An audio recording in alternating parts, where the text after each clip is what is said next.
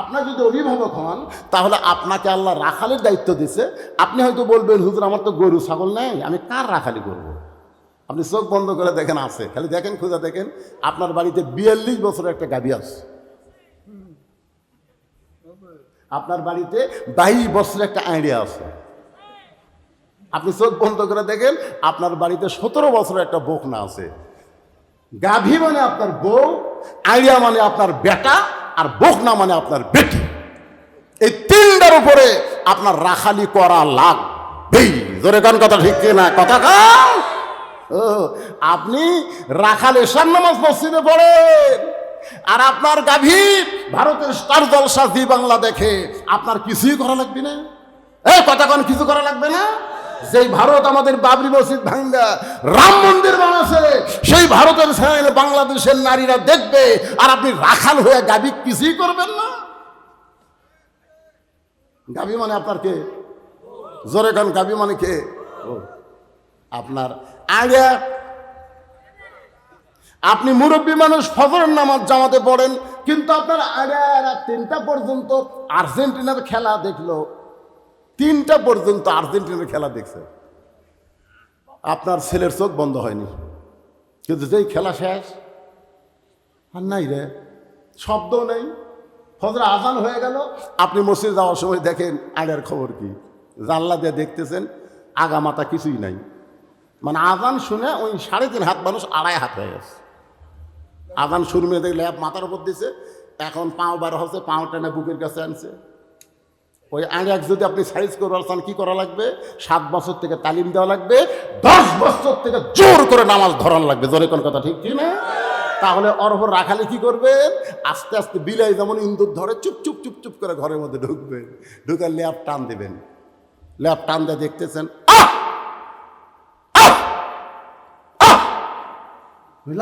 আব্বা আ করতেছেন কেন? এই 3টা পর্যন্ত ওই বিধর্মীদের খেলা দেখলি, আর আসসালাতু খায়রুম মিনান শোনার সাথে সাথে কুত্তার মতন আমল শুরু করলি। সাইড থেকে কুত্তার সাইজ, ল্যাবের মধ্যে তোর সাইজ। আমাকে আব্বা করে ডাকবি, আমার কামাই করা ভাত তরকারি খাবি, হ্যাঁ, আমার টাকা নিয়ে ভার্সিটি পড়বি, আর ল্যাপের মধ্যে ঘুম পাড়বি। ওঠ! আপনি রাখাল, সাইজ করে আইডিয়া ওপরের আবাদ খাবি করে মেঘে পিঠা নিয়ে আসবেন ভালো জায়গায়। অনেক মুসল্লি দেখবেন মসজিদে আগে আসে, তারপরেও সামনে কাতারে যায় না। আমার এলাকার অনেক ছেলেরা খালি বারান্দাত, কে পারে বারান্দাত কেন? হুজুর সামনে কাতারে নামাজ পড়বার যায় বিপদ হুজুর, এ নামাজ শেষ করেই ফট করে সুন্নতের নিয়ত করে, আমরা বার হওয়ার চালার পারি না। এত মানুষ ডেঙ্গা বার হওয়া যায়, এই জন্য বারান্দার থাকি হুজুর সালাম ফিরালেই চট করে যাওয়া যায়। ইমাম গাজ্জালি বলেছেন, মসজিদের ভিতরে যারা নামাজ পড়বে তারা হলো মুসল্লি, আর বারান্দায় যারা নামাজ পড়বে তারা হলেন ফাওয়াইলুল লিল মুসল্লি। আপনারা কোনটা হবেন, মুসল্লি না ফাওয়াইলুল লিল মুসল্লি? হ্যাঁ, মুসল্লি। জুম্মার দিনে সেটা বোঝা যায়। কি সুন্দর করে স্যান্ডেল থুই, বার হয়ে দেখে একটা উঠি আর একটা, মানে এত ফোর্সে গেছে, পার স্যান্ডেল কুড়ি লাত্তি মারে বার হয়ে গেল। মসজিদের মধ্যে 5 ওয়াক্তের মধ্যে ফজরের গুরুত্ব বেশি, একটু খেয়াল করেন। এতদিন রাখাল নামাজ পড়ছে বারান্দায়, আজকে নামাজ পড়বে সামনে কাতারে। এখন সামনে কাতারে যদি নামাজ পড়তে চান, মসজিদের মধ্যে ঢোকা লাগবে। মসজিদের মধ্যে ঢুকতে চাইলে নিজের ইচ্ছা মতো ঢুকলে হবে না, আল্লাহর আইন মোতাবেক ঢোকা লাগবে। জোরে কোন ঠিক কি না? আপনারা বলেন তো, মসজিদের মধ্যে আল্লাহর আইনে ঢুকতে গেলে আগে কোন পা? আপনি দল করেন বামপন্থী, যেই দলের মধ্যে লিল্লাহি তাকবীর নাই, আর মসজিদের মধ্যে আপনি ডান পায়ে ঢুকতেছেন, আল্লাহ কই তোর নামাজ লাগবি না। তুই বামপন্থী দল করে ডান পায়ে ঢুকিস করে মুনাফিক। যাকে তুমি হাজার ইমাম বলেন, সেই ইমাম যে দল করে মুসল্লি ওই দল না করলে কিয়ামত পর্যন্ত নামাজ পড়লে তার নামাজ হবে না। কারণ নেতাকে অনুসরণ করতে গেলে খালি নামাজ অনুসরণ করলে হবে না, সব দিক দিয়ে তাকে এতে আত করা লাগবে। জোরে কোন ঠিক কি না? রাসূল এক দল করেছে, আবু বকর আর এক দল করছে নাকি? আর এখনকার ইমামগুলো সব জেলত যাবি, আর মুসল্লিগুলো খালি দাঁতত খিলাল মারবি। আমাকে হুজুর ধরা পড়ছে রে, আর একজনকে ধরা পড়বি না, ওই কোন দল করে? কে রে শালা, তুই কোনটা করিস? ডান পায়ে, জোরে কোন কোন পায়ে? ডান পায়ে শুধু ঢুকলে হবে না, জবান খুলে একটা দোয়া পড়া লাগবে। দোয়াটা জানেন? মুগত মাস্ক দিয়া, বুঝলেন? ওই মুগত দিকে মাস্ক দিয়া এই দোয়া পড়তেছে একজন করোনার সময়। আমি বললাম, চাচা মুগত মাস্ক দিয়ে কি পড়তেছেন? তাই করছে, বাবা আল্লাহ তাহলে আবু আবু রহমাতিক। তা আল্লাহ তাহলে আবু আবু রহমাতিক মানে কি? করছে এটা এমন একটা দরজা, রহমতের দরজা। রহমতের দরজা, গজবের চিহ্ন মুখত কে? আপনারা বলেন তো, করোনা কি রহমত না গজব?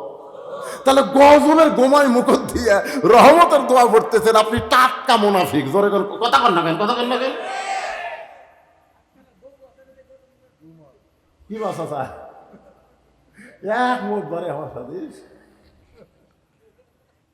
আপনারা খন মুখত মাস্ক দিয়ে ওই দোয়া বললে ওর মুখের সাথে আমলের মিল আছে। এই ডান পা দিয়া দোয়াটা পড়ে মসজিদের মধ্যে ঢুকে রাখাল সামনে কাতারে যাবার চায়। রাখাল যখন সামনে কাতারে যাবার চায়, প্রত্যেকটা সাহাবী নড়ে সরে রাখালকে যাওয়ার রাস্তা করে দেয়। রাখাল মনে মনে কয়, আল্লাহ, বারান্দার থাকতে ভাবলাম কি, আর ভিতরে ঢুকে দেখলাম কি। বারান্দার থাকতে মনে করেছিলাম ভিতরে দামি দামি, আর ভিতরে ঢুকে দেখতেছি আমিও যা এরাও তাই। আপনারা বলেন, এটা ভিতরে না ঢুকলে বোঝা যাবে? সারাদিন ভিক্ষা করছে মানুষের কাছে। বউ কয়, মানুষের কাছে ভিক্ষা না করে বাদশাহ শাহজাহানের কাছে যান। তো বইয়ের কথা মতো ফকির বাদশাহ শাহজাহানের দরবারে গেছে। প্রধানমন্ত্রীকে বলতেছে, বাদশাহ শাহজাহান কোন জায়গায়? বলে, ওই যে একটা ছোট্ট ঘর, ওই ঘরের মধ্যে এখন বাদশাহ আছে। ফকির বাদশাকে দেখতে গিয়ে জানলার ফাঁকটা তাকায় দেখে বাদশাহ দুইখানা হাত তুলে কাঁদতেছে। ও বাদশার বাদশাহ, তোমার দরবারে আমি ফকির, আমি ফকির ফকির বলে কাঁদতেছে। ফকির মনে মনে কয়, এতদিন বাহিরে থেকে তাকে বাদশাহ মনে করেছিলাম, আজকে ভিতরে ঢুকে দেখলাম আমিও যাই ইও তাই। কে আমিও ফকির, ইও ফকির। আপনারা বলেন, এটা ভিতরে না ঢুকলে বোঝা যায়?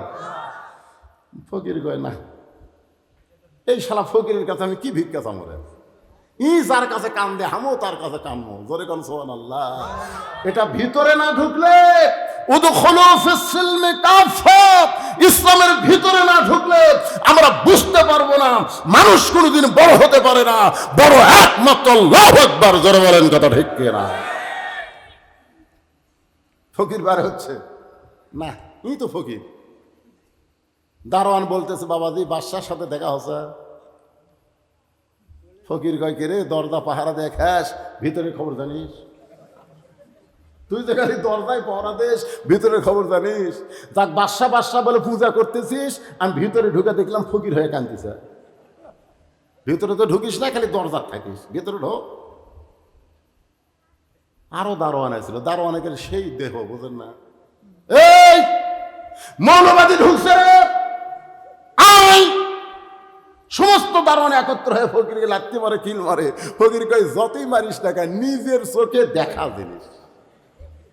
তাবারাকাল্লাযী বিয়াদিহিল মুলক, নিজের চোখে দেখা জিনিস। তোরা মানুষের রাজনীতি করতে পারিস, কিন্তু কোরআনের পাখিরা কোনোদিন আল্লাহর রাজনীতি ছাড়া মানুষের রাজনীতি করবে না। বলে কোন ঠিক কি? জেল হবে, ফাঁসি হবে, রিমান্ড হবে, নিজের চোখে দেখা। তাবারাকাল্লাযী বিয়াদিহিল মুলক, নিজের চোখে দেখছি। তোরা হাং মারিস, মার। দারোয়ান যতই লাগতে পারে কিল মারে, ফকির ততই চিল্লায় বলে, নিজের চোখে দেখা জিনিস মিথ্যা বলা যাবে না। এমন সময় বাদশাহ শাহজাহান বলে, রে দারোয়ানেরা, কাকে মারতেছো, কি জন্যে মারতেছো? দারোয়ানগুলো বলে, যাবো না, আমরা খালি মারতেছি, আপনি শুনলে তো মারেই ফেলবেন। বলে, অপরাধ কি? বলে, আপনি নাকি ফকির। বাদশাহ শাহজাহান দৌড়ে এসে টুটি চাপে ধরছে, কে রে? তুই জানিস না আমি মোগল সম্রাট শাহজাহান? এই আমি ফকির কেমনে রে? ফকির কয়, ও ঘরের ভিতরে আপনার মতোই একটা মানুষ দেখলাম, বারে আপনার মতোই, দুই হাত তুলে বলতেছে, আমি ফকির, আমি ফকির। বাদশাহ শাহজাহানের হাত থরথর করে কাঁপে। দারোয়ান বলল, হাত কাঁপে কেন? বলে, মুনাফিক, আমি মুনাফিক। আমি আল্লাহর ঘরে যতক্ষণ ফকির সাজি ততক্ষণ, আল্লাহর ঘর থেকে বার হয়ে গেলে বাদশা হয়ে যায়। আজও বাংলাদেশের নেতারা মসজিদের মধ্যে গিয়ে ফকির সাজে, তাহাজ্জুদের নামাজ পড়ে আর ক্ষমতার অহংকার করে। এরা আস্ত মুনাফিক, জোরে বলেন কথা ঠিক কিনা? তাহাজ্জুদের নামাজ পড়ে তুমি কান্দো আর আলেমদের তুমি বান্ধো। ডাইরেক্ট কোনো কথা বলা যাবে না, অ্যাঙ্গেলে মার দেওয়া লাগবে, ধরে কোন কথা ঠিক।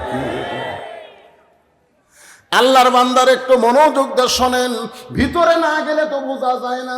এবার রাখাল যাইতে যাইতে সামনে কাতারে, মেহরাব বরাবর যে সামনে কাতার, ওই কাতারে রাখাল 2 রাকাত ফজরের সুন্নত নামাজ আদায় করেছে। আপনারা বলেন তো, ফজরের নামাজ হলো 4 রাকাত, তার মধ্যে ফরজ হলো 2 রাকাত, সুন্নত হলো 2 রাকাত। আল্লাহ রাসূল বলেছেন, ফজরের 2 রাকাত সুন্নতের এত দাম, আসমান জমিন বিক্রি করলেও ওই 2 রাকাত সুন্নতের দাম দেওয়া যাবে না। রাখাল ফজরের 2 রাকাত সুন্নত নামাজ পড়ে চুপটি করে বসে আছে। এমন সময় একজন সাহাবী মসজিদের মধ্যে ঢুকেছে। মসজিদের মধ্যে ঢুকে দেখে জায়গা দখল। যে সাহাবী মসজিদের মধ্যে ঢুকে দেখে জায়গা দখল, ওই সাহাবীর নাম হলো ওসমান গনি। জোরেকার নাম কি? আমার জায়গাতে কে বসে আছে? আপনারা বলেন তো, মসজিদে একমাত্র ইমাম ছাড়া কারো জায়গা নির্দিষ্ট আছে? কিন্তু আল্লাহ রাসূল করে গেছে যে আমার আবু বকর যতদিন ইমামতি করবে, আবু বকর বরাবর যিনি পিছনে দাঁড়াবে তার নাম হলো ওমর। ওমর যখন ইমামতি করবে, ওমর বরাবর তার পিছনে দাঁড়াবে, তার নাম হলো ওসমান। ওসমান যখন ইমাম হবে, ওসমান বরাবর যিনি পিছনে দাঁড়াবে তার নাম হলো আলী। আলী যখন ইমামতি করবে, আলী বরাবর পিছনে। এই কথা বলে নবী আর কারো নাম বলেন না। সাহাবীরা বলেন, ইয়া রাসূলুল্লাহ, হযরত আলী যখন ইমামতি করবে, আলী বরাবর পিছনে কে দাঁড়াবে? রাসূল বললেন, মা ইয়ান্তিকু আনিল হাওয়া ইন হুয়া ইল্লা ওয়াহয়ুন ইউহা। আমি রাসূল ততক্ষণ বলতে পারি না যতক্ষণ আল্লাহ না বলায়। এ পর্যন্তই হলো খোলাফায়ে রাশিদিন। তাহলে হযরত ওমর যখন ইমামতি করবে, ওমর বরাবর পিছনে কে দাঁড়াবে? এ জোরে কান, কে দাঁড়াবে? কিন্তু আয়েশা দেখে জায়গা দখল। আল্লাহ রাসূল বলেছেন, আল হায়াউন ওসমান। খুতবার মধ্যে আপনারা শোনেন না, আল হায়াউন ওসমান। ওসমানের খুবই শরম, যেমন নরম তেমন শরম। ওসমান করে মনে মনে কয়, আমার জায়গায় বসে আছে, ওই ভাইকে আমি তুলে দিই কেমনে? তো দেখে রাখার পাশে একটা ফাঁকা জায়গা, ওই ফাঁকা জায়গার মধ্যে ওসমান গনি ফজরের 2 রাকাত সুন্নত নামাজ আদায় করে রাখালের দিকে 3 বার তাকাচ্ছে। কয়বার? মানে কোনো দিনও দেখেনি, আজকে প্রথম তো, এই জন্য বারবার তাকাচ্ছে। এরকম একবার তাকাতে রাখা, একবার তাকাতে রাখা, মানে মূর্খ লোকের দিকে তাকালে কিন্তু খেপে যাবি, ধরে কোন ঠিক কিনা? 2 বার যেই তাকাচ্ছে, 3 বার তাকাতে রাখার লাভ। বারবার আমার দিকে তাকাস কেন মিয়া? চিন্তা করেন, আপনি যদি আলেমের দিকে, নেতার দিকে সারা রাত তাকা থাকেন, তারা রাগ করবি না, কিন্তু একটা মূর্খ লোকের দিকে 2 বার তাকান, ওই খেপে দেবি, ধরে কোন কথা ঠিক কি? রাখাল যখন চিল্লায় বলে, এই মিয়া আমার দিকে বারবার তাকাস কেন মিয়া? ওসমান গনি থর থর করে কাঁপতেছে আর বলতেছে, ভাইজান বারবার 3 বার তাকানোর কারণে আপনি এত গরম হলেন, আপনার পরিচয় কি? রাখাল বলতেছে, আমার পরিচয় হলো আমি একজন রাখাল। ওসমান গনি মুচকি মুচকি হাসতেছে। যেই শুনছে রাখাল, মুচকি মুচকি হাসার কারণ হলো, রাখাল যারা হবে তাদের ভাষা নরম হলে চলবে না, রাখালের ভাষা গরম হওয়া লাগবে। জোরে কোন, কি হওয়া লাগবে? আল্লাহ রাসূল বলেছেন, প্রত্যেকটা অভিভাবককে আল্লাহ রাখালের দায়িত্ব দিয়ে দুনিয়াতে প্রেরণ করছে। প্রত্যেকটা অভিভাবক, আপনার যদি অভিভাবক হন, তাহলে আপনাকে আল্লাহ রাখালের দায়িত্ব দিছে। আপনি হয়তো বলবেন, হুজুর আমার তো গরু ছাগল নেই, আমি কার রাখালি করব? আপনি চোখ বন্ধ করে দেখেন, আছে, খালি দেখেন, খুঁজে দেখেন, আপনার বাড়িতে 42 বছরের একটা গাভী আছে। আপনার বাড়িতে 22 বছরের একটা আইডিয়া আছে। আপনি চোখ বন্ধ করে দেখেন, আপনার বাড়িতে 17 বছরের একটা বকনা আছে। গাভী মানে আপনার বউ, আইডিয়া মানে আপনার বেটা, আর বকনা মানে আপনার বেটি। এই 3টার উপরে আপনার রাখালি করা লাগবেই। জোরে কান, কথা ঠিক না? কথা কান। আপনি রাখাল এশার নামাজ মসজিদে পড়েন, আর আপনার গাভী ভারতের স্টার জলসা জি বাংলা দেখে, আপনার কিছুই করা লাগবে না। এই কথা কোন কিছু করা লাগবে না? যেই ভারত আমাদের বাবরি মসজিদ ভাঙ্গা রাম মন্দির বানাচ্ছে, সেই ভারতের চ্যানেলে বাংলাদেশের নারীরা দেখবে, আর আপনি রাখাল হয়ে গাভী কিছুই করবেন না। গাভী মানে আপনার কে? জোরে গান, গাভী মানে কে?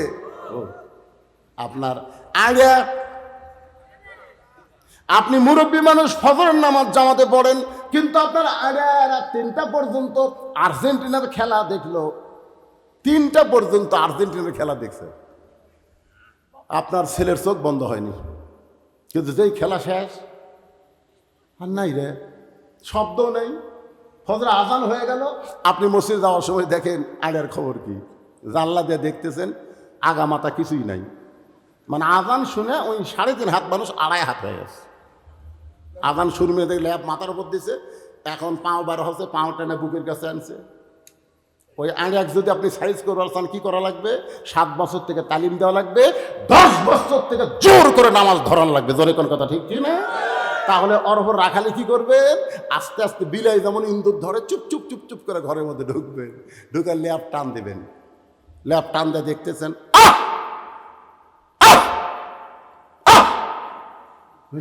আব্বা আ করতেছেন কেন? এই 3টা পর্যন্ত ওই বিধর্মীদের খেলা দেখলি, আর আসসালাতু খায়রুম মিনান শোনার সাথে সাথে কুত্তার মতন আমল শুরু করলি। সাইড থেকে কুত্তার সাইজ, ল্যাবের মধ্যে তোর সাইজ। আমাকে আব্বা করে ডাকবি, আমার কামাই করা ভাত তরকারি খাবি, হ্যাঁ, আমার টাকা নিয়ে ভার্সিটিতে পড়বি, আর ল্যাপের মধ্যে ঘুম পাড়বি। ওঠ! আপনি রাখাল, সাইজ করে আইডিয়া ওপরের আবাদ খাবি করে মেঘে পিঠা নিয়ে আসবেন ভালো জায়গায়। আপনি দেখতেছেন 17 বছরের একটা বকনা, আপনার মেয়ে কার আমল করতেছে?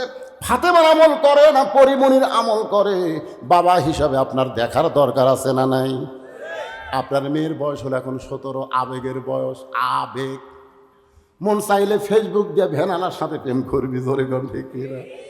এখন কতগুলো ছেলে হতে ভাই ভিক্ষা করা বাপ খায়, ওই ফেসবুকে নায়কের ছবি দিয়ে ওই এখন প্রেম করে।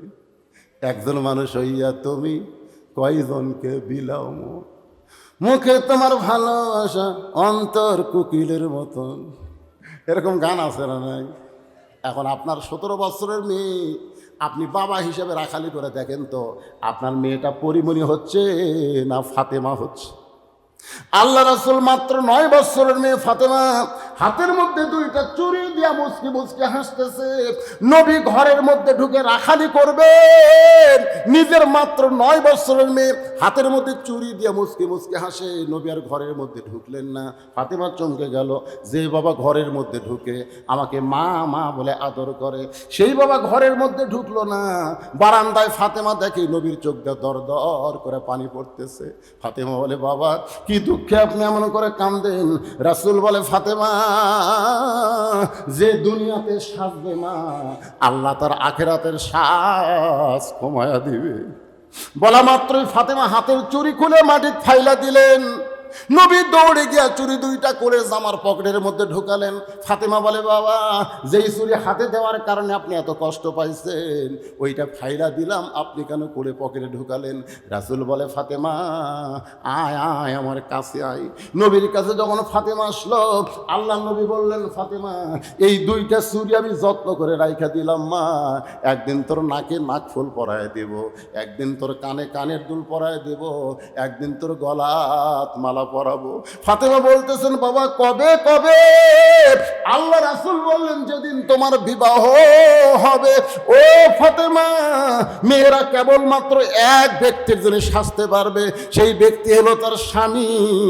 স্বামী ছাড়া অন্য কারো জন্য পরিমণি হওয়া যাবে না। কথা কন দেখেন, আপনার মেয়ের বিয়ে হয়নি, ওই হাই হিল পরে প্লাজো জামা পরে কিলকিল করে ঘরে কার জন্য? আপনি দেখছেন আপনার মেয়ের অন্যা কিভাবে দেয়?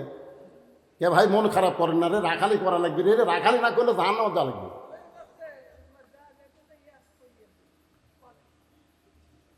ওসমান গনি মুসকি মুসকি হাসতেছে, যেই বলছে আমি হলাম রাখাল, ওসমান বলতেছে ভাইজান কোনোদিন তো দেখিনি, আজকে প্রথম দেখতেছি, এইবার তিনবার তাকাতি ভাই। রাখাল বলতেছে আমাকে দেখবা কেমনে? আমি বারান্দাত পড়ি। বারান্দাত পড়লে দেখা যাবে? আজকে সামনে আছি কি জন্য জানো? দেখার জন্যে। আজকে দেখা হয়ে গেলে আমার ঠেকাও পড়েনি এই কষ্ট করে সামনে আসা। ওসমান গনি বলতেছে আজকে দেখা হবি তার গ্যারান্টি কি? রাখালকে আমার চোখের পাওয়ার ভালো, দেখা হবি না মানে? ওসমান গনি বলে ভাই কয়েক বছর হলে সামনে কাতারে নামাজ পড়তেছি, এখন পর্যন্ত আমি দেখতে পাইনি। রাখালকে কি কইলা? হয় কয়েক বছর হলে সামনে কাতারে নামাজ পড়ি, এখন পর্যন্ত দেখা হয়নি। রাখাল বলতে আমার দিকে তাকাও তো দেখি। ওসমান গনি তাকালে চোখের মনি তো ভালোই আছে, দেখা হয় না কেন? রাখাল দেখতে চায় হযরত ওমরকে, আর ওসমান গনি দেখতে আসে নামাজের মালিক আল্লাহকে। জোরে বলেন, ওসমান গনি দেখতে চাই কাকে? আর রাখাল দেখতে চাই ওমরকে। দুইজনের দেখা কিন্তু একরকম না। রাসূল বলেছেন আনতা আবুদুল্লাহ কাআন্নাকা তারাহু ফাইন লাম তাকুন তারাহু ফাইন্নাহু ইয়ারাকা ওয়াসজুদ ওয়াক্তারিব। তোমরা যখন নামাজের সিজদা দিবে, ওই সিজদার ভিতরে নামাজের মালিক আল্লাহ দেখতে পাবে। আল্লাহ যদি দেখা সম্ভব না হয়, আল্লাহ তোমাকে রহমতের কোলে নিছে, এই বিশ্বাস তোমার কলিজার মধ্যে আসবে। ডুব দিলে ডুবারও হবে, মনি মুক্তা খুঁজে পাবে, পুরা হইবে মনস্কাম। বাম স্তনের 2 আঙ্গুল নিচে তোমার কলব সাগরের মোকাম। হাদিস আছে বিস্তারিত, হুজুরি কলব ব্যতীত করছেন কালেও নামাজ তোর হবে না। তবে কেন গাও জোয়ারি, মানুষকে দেখাও নামাজ পড়ি, ও তোমার সিদ্ধ বীজে সুফসল ফলে না। আজও কেন আল্লাহর নামাজ ধরতে পারলা না? রাখাল দেখতে চায় হযরত ওমরকে, আর ওসমান গনি দেখতে চায় কাকে? জোরে বলেন। রাখাল বলছেন ভাইজান আজকে আমি নিজেও দেখব এবং আপনাকেও দেখাইয়া দিব, আপনি আমার হাত ধরেন।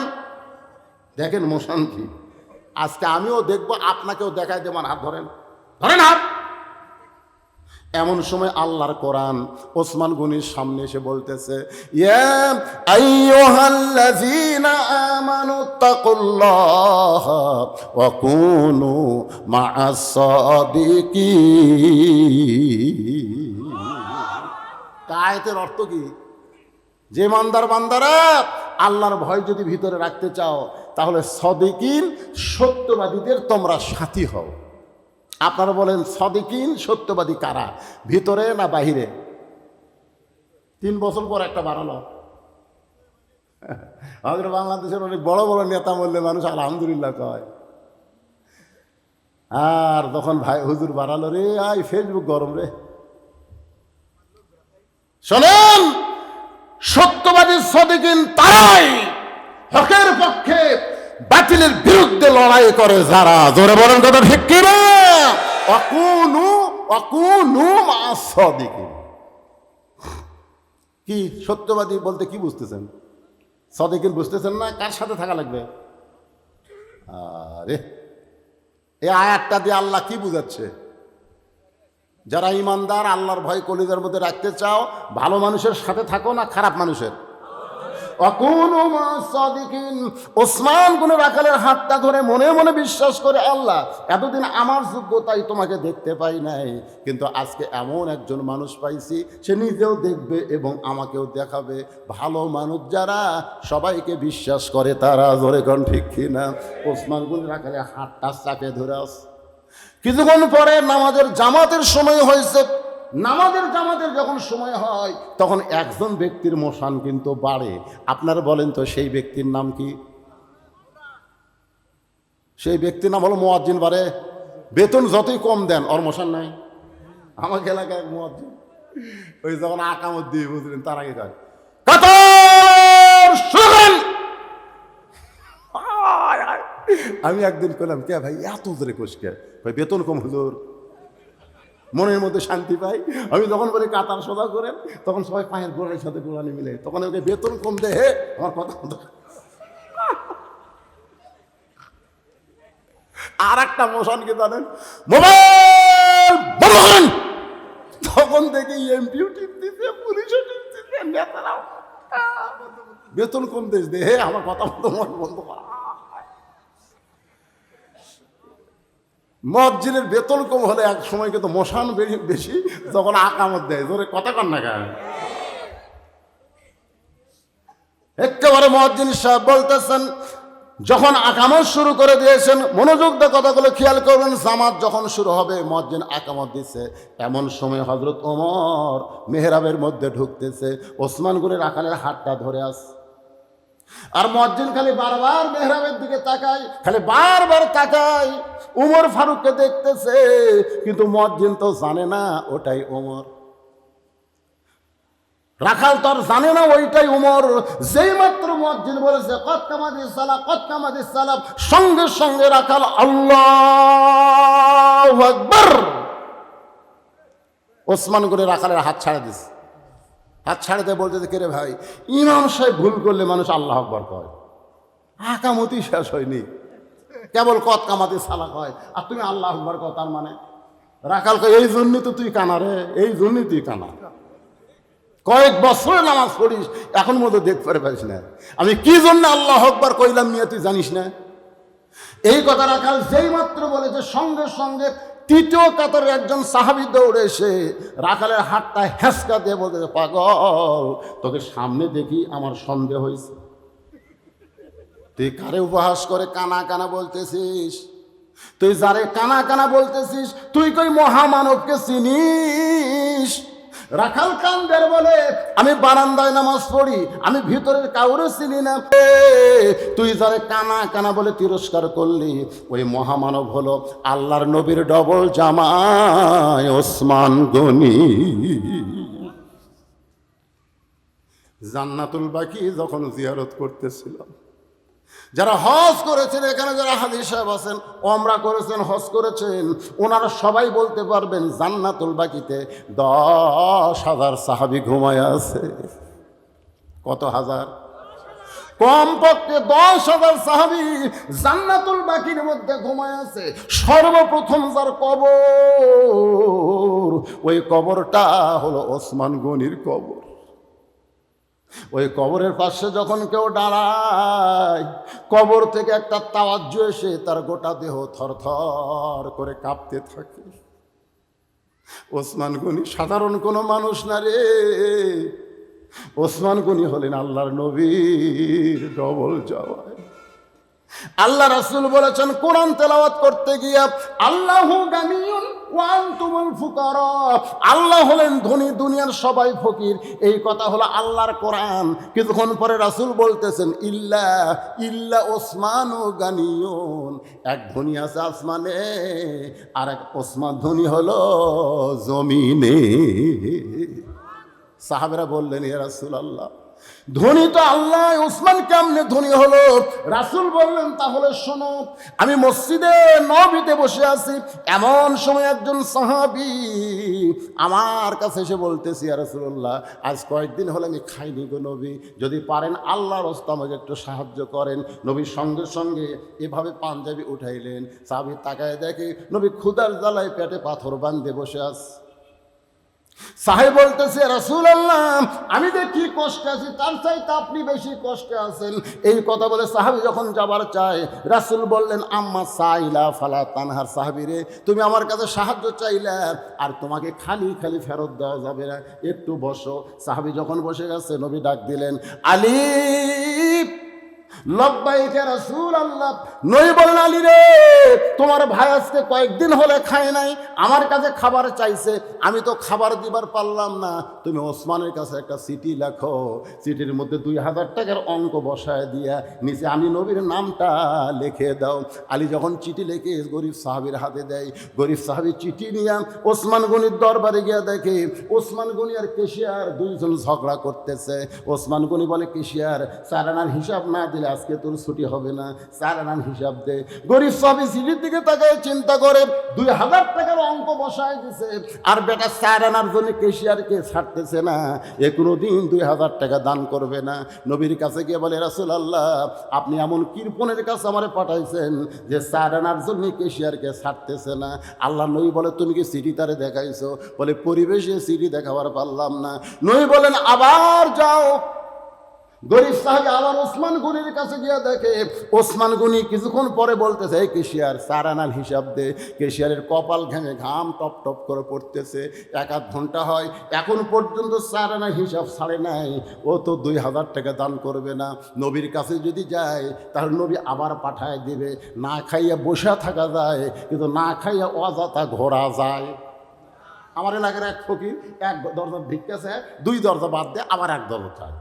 আমি বললাম, কে রে ভাই, মাঝখানে 2 দরজা বাদ দিলি কেন? আল্লাহর রাস্তায় মাফ করছি হুজুর। তোকে মাফ করলি কেন? করে আমার চাইতে বড় ফকির হুজুর, আপনি তো ফকির হননি, বুঝবেন না।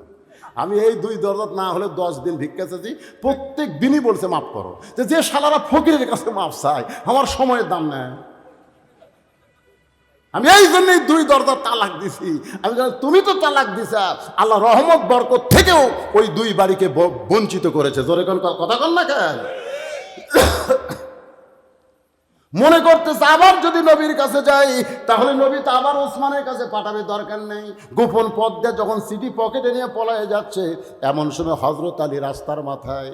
আলী বলতেছে, ভাই রে, আমার হাসান হোসেন না খায় কাঁদতেছে ভাই, চেতন পাইলে আবার খাবার চাবে, কিন্তু আমার কাছে 1টা টাকাও নাই। তোর যে চিঠি লিখে দিলাম, এই চিঠি লেখার বিনিময়ে তুই 2টা দিরহাম আমাকে হাদিয়া দে। 2000 টাকা পাইছি, সেখান থেকে 2টা টাকা আমারে দে রে ভাই। গরিব বলতে চাইলি, রে তোমার কি চোখ নাই? আমার হাতে কোনো টাকার ব্যাগ নাই, থলি নাই, পকেটের মধ্যে চিঠি। আলি কয়, চিঠি পকেটের মধ্যে কেন? কয়, 2 বার গেছি, এই 4 আনার জন্য কেশিয়ারও ছাড়তেছে না, 2000 টাকা দিবি। আলী বলতেছে, তুই কি মনে করিস নবী চিঠি লিখবার কাছে? এরা নবীর ইচ্ছায়, নবী যা কিছু করে কার ইচ্ছায়? যা এমন ভাবে হাত তুলিছে, গরিব ভয়ে চলে গেছে। যা দেখ ওসমান গনি আর কেশিয়ার 2 জনই আল্লাহর শুকরিয়া আদায় করতেছে, হিসাব মিলিছে। আপনারা বলতেছেন, হুজুর ওসমান 4 আনার হিসাব নিয়ে এত পাগল কেন? যাদেরকে আল্লাহ সম্পদ দিছে তাদের 4 আনার হিসাব করে যাকাত দেওয়া লাগবে। জোরে কোন কথা ঠিক কিনা? ইচ্ছা মতো 10,000 দিন, আর মোবাইল কোন এই ছবি তোল, যাকাত দিচ্ছি, তোর একটা যাকাত আদায় হবি না পাগলা। যাকাত দিবার গেলে হিসাব করে শতকরা 2.5 টাকা দেওয়া লাগবে। জোরে কোন কথা ঠিক কিনা? গরিব সাহাবী যেই মাত্র চিঠিখানা দিছে, ওসমান গনি চিঠি হাতে নিয়ে চিঠির ভিতরে লেখা পড়ে একটা চুমা দিয়ে বলতেছে, ভাইজান এই চিঠি কে পাঠাইছে ভাই? গরিব সাহাবী বলতেছে, আল্লাহর নবী এই চিঠি পাঠাইছে। সঙ্গে সঙ্গে ওসমান গনি চুমা দিয়ে বলে, ভাইজান এই চিঠি কে পাঠাইছে? গরিব সাহাবী বলতেছে, চিঠির নিচে নবীর নাম লেখা আছে, আল্লাহর নবী এই চিঠি পাঠাইছে। সঙ্গে সঙ্গে ওসমান গনি চিঠিতে চুম্বন দিয়ে বলে, ভাইজান এই চিঠি কে পাঠাইছে? গরিব মনে মনে কয়, চিঠির মধ্যে 2000 অঙ্ক দেখা তোর মাথা খারাপ। মনে মনে করে 4 আনার জন্য কেশিয়ার ছাড়িস না, আর 2000 টাকা থেকে বারবার শুনতে চাষকে আল্লাহর নবী এই চিঠি পাঠাইছে।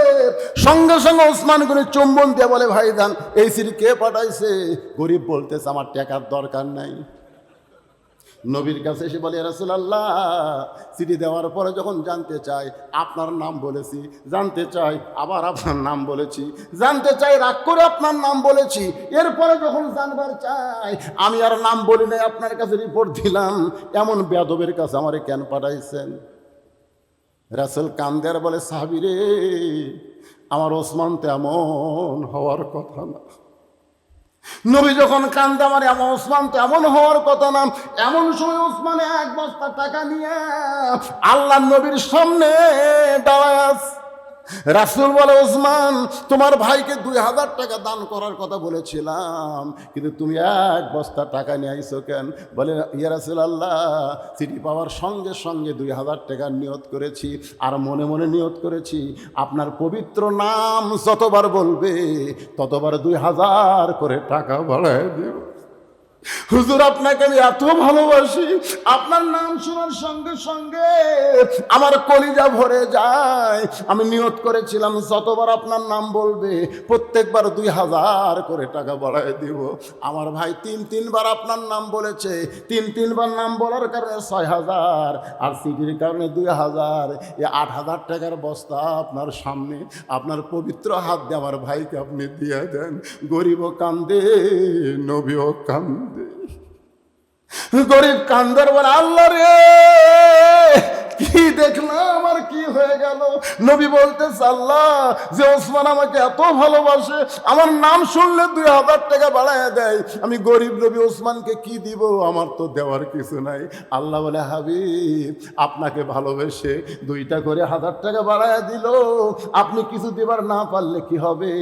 আমি আল্লাহর গানি ডিগ্রি ওসমানকে দিয়া দিলাম। আজকে সেই নবীর এতিম মাদ্রাসা, নবীর নাম শুনলে ওসমান যদি 2000 করে দেয়, আর সেই নবীর এতিম মাদ্রাসায় ওসমানের সঙ্গে জান্নাতে যাওয়ার আশায় 2,000 টাকা দান করার কি কোনো লোক আছে ভাই? তাই হুজুর ওয়াজ করেন সারা রাত চলবি, আমল বিরার কান, কিন্তু আমলের ব্যাপারে আমরা নাই। কেরে 2000 টাকা দেওয়ার কোনো লোক নাই? কত দেবেন? 5000। লিল্লাহ আকবার। শফিকুল ইসলাম 5000 টাকা করে বলেন মারহাবা। তাহলে বড় ভাই কি দিবি? এই জায়গার তো কাম সামনে। এখন তোমারটা কো বাবা, এই কুড়ি গেল 2000। ছোট ও সবার ছোট 2000, এটা মেজো আর এটা, তাহলে 2000 5000 কত হবে বাবা? কো 10,000। লিল্লাহি তাকবীর। একই পরিবার থেকে 17,000 টাকা পাওয়া গেল। আল্লাহ উসমান গনির সঙ্গে এদেরকে জান্নাত দাও, জোরে কর আমিন। আপনি কোন তরিকাতে আছেন?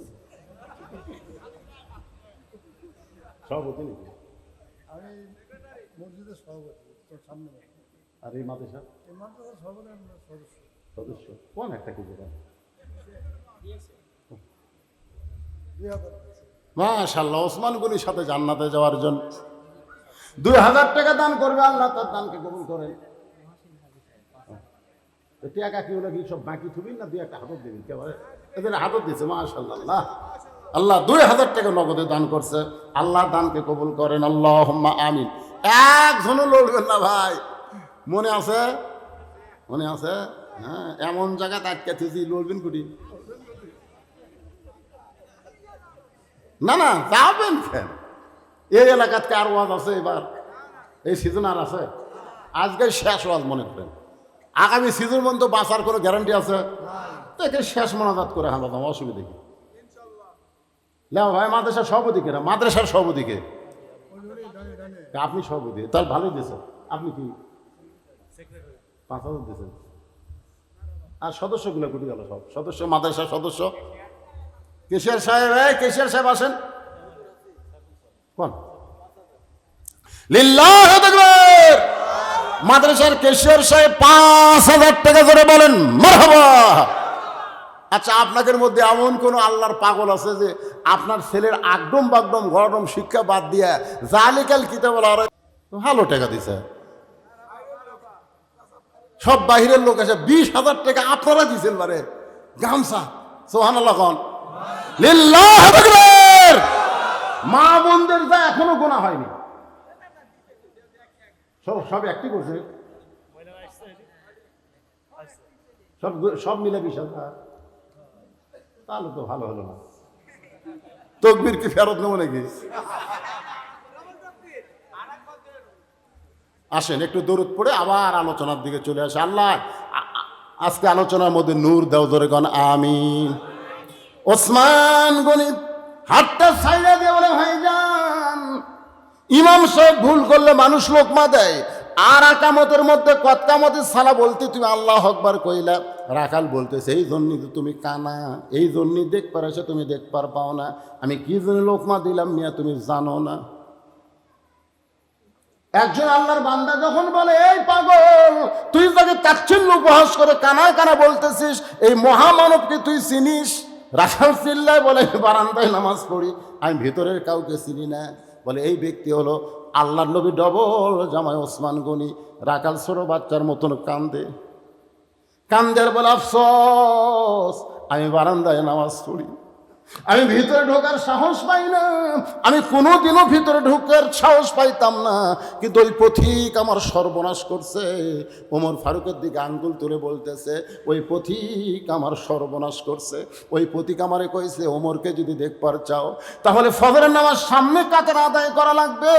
আমি শুধুমাত্র সারা জীবনের সাধনা হযরত ওমরকে এক নজর দেখতে চাই, ওমরকে দেখার জন্য আজকে সামনে কাতার আইছি ভাই, কিন্তু ওমরের জায়গায় তো ওই পথিককে আমি দেখতে পাই। তাহলে তোমরাই বলো লোকমা দেওয়া ছাড়া তো আমার উপায় নাই।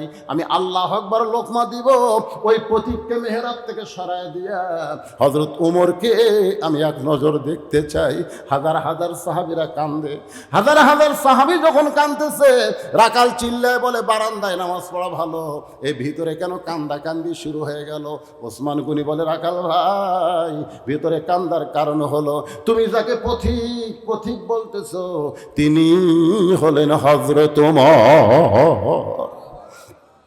গাছের গোড়া কাটলে গাছটা যেমন ঠাস করে পড়ে যায়, রাখাল তেমনি মেহরাবের মধ্যে পড়ে গিয়ে কাটা মুরগির মতন ছটফট করে, কান্দের বলে আমির আল মুমিনিন আমি আপনাকে তওবা পড়াইছি, আমি আপনাকে মুনাফিক কইছি, আমি আপনাকে ভণ্ড কইছি, অদম রাখালকে আপনি কিছুই বলেন নাই। ওমর ফারুক এক টানে রাখালকে তুলে বুকের সঙ্গে চাইপা ধরে কপালে একটা চুমা খায়। সমস্ত সাহাবেরা কান্দের বলে আমির আল মুমিনিন যেই লোকটা আপনাকে তওবা পড়ানোর কথা বলতেছে, আপনাকে মুনাফিক করা বলতেছে, আপনাকে ভণ্ডের কথা বলতেছে, আর আপনি সেই মানুষটাকে কিছু না বলে বুকের মধ্যে নিয়ে কপালে চুমা খান। ওমর ফারুক বলে সাহাবীরা রে, ইমানের শেষ পর্যায়ে হলো আমল বিল আরকান। ওই লোকটার মুখে শুধু কলেমা নাই, কলিজায় কলেমার জায়গা দিয়া আল্লাহর কোরআন অনুযায়ী আমল করে। আমি রাখালকে দেখেছি এত কথা হজম করার পিছনে কারণ হলো রাখালের ভিতরে আমি আল্লাহর কোরআন দেখতে পাই।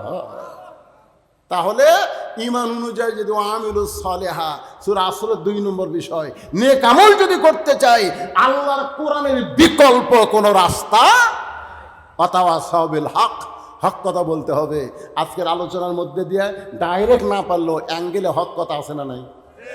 ওয়াতাওয়াসাউ বিস সবর, হক কথা বলবার গেলে নানা রকম বিপদ আপদ মুসিবত আসবে। মামুনুল হকের মতন, আমির হামজার মতন আমিও কমপক্ষে 9 বার গেছি, এরকম যাওয়া লাগবে। বিপদ আপদ মুসিবত আসবে, তারপরেও ধৈর্য ধারণ করা লাগবে। মাও যেমন বাচ্চা নেওয়ার আগে ধৈর্য ধারণ করে, কোনোদিনও বাচ্চা হয়নি বাগান, এবারে প্রথম মেয়ের বাচ্চা হবে, প্রথম মা হবে। এখন এই প্রসব বেদনা, ওরে বাবা রে, আমার বউরে আমি কইছিলাম যে প্রসব বেদনা যখন শুরু হয় বেদনা কোন দিকে হয়? তার বউ কয় আপনি আলেম মানুষের শুনে কী করবেন? আমি বললাম ওয়াজ করা লাগে তো একটু কম। আমাকে ধারণা হলো যে দিক দিয়ে বাচ্চা বাড়াবে ওই দিকে ব্যথা হবে, আর বউ কয় না এটা ভুল, ব্যথা হয় কলিজার। ওই বাচ্চা কলিজা তখন চুষুক মারে, তখন এক চুষুক বলে মরে যাবো, বিষ খাবো, গলা দড়ি দেবো। মানে কোনোদিনও বাচ্চা হয়নি তো, মরবার চাই গলা দড়ি দিয়ে বিষ খাবি, তখন দাদি নেমে দৌড়ে আসে, এই তোর পায়ের তলে জান্নাত হবি। অধৈর্য হলে চলবি?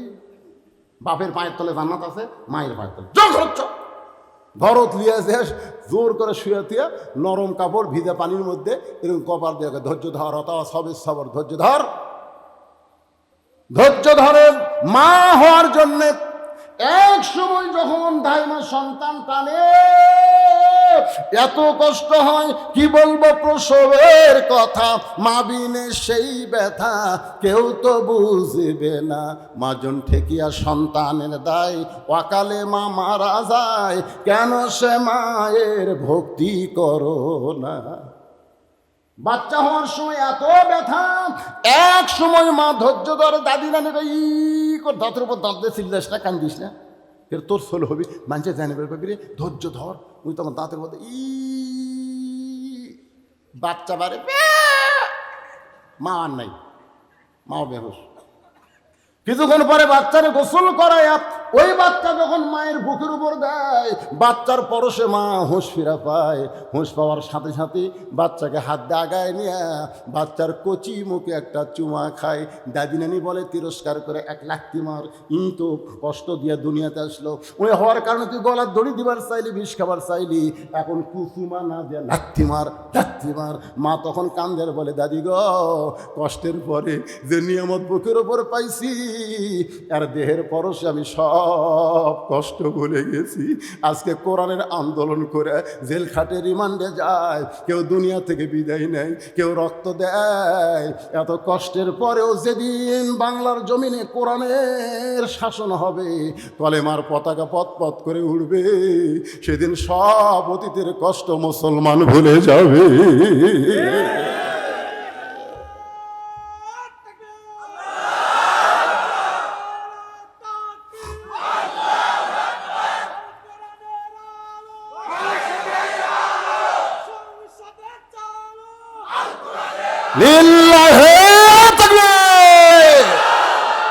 আপনারা কি মনে করেন এত নেতাকে ফাঁসি দেওয়া হলো, এত রক্ত গেল, যাকে বলা হয় মাজলুম দল, শহীদি কাফেলা, জোরে কোন কথা ঠিক কি?